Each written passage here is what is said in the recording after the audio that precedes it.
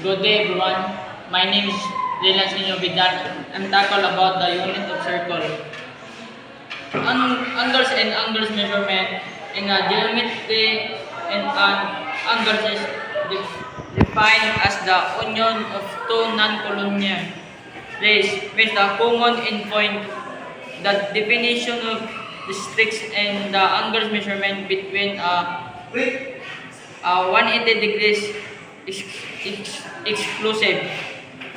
The internal position of the rays is referred to as the internal side of the angle, and the position of the rays in the end of its rotation will be called the terminal side of the angle.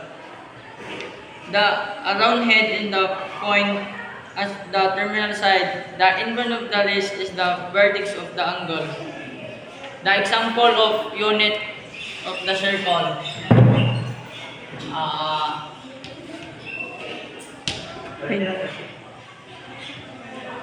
50 degrees.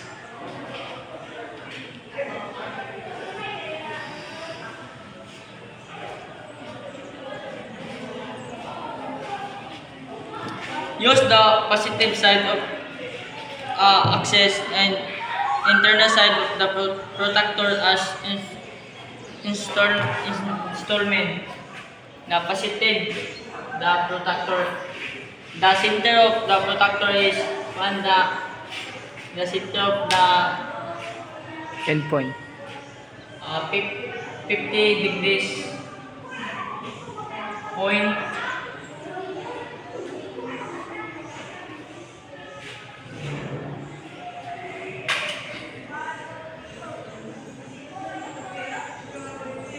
This is a example of the unit of circle.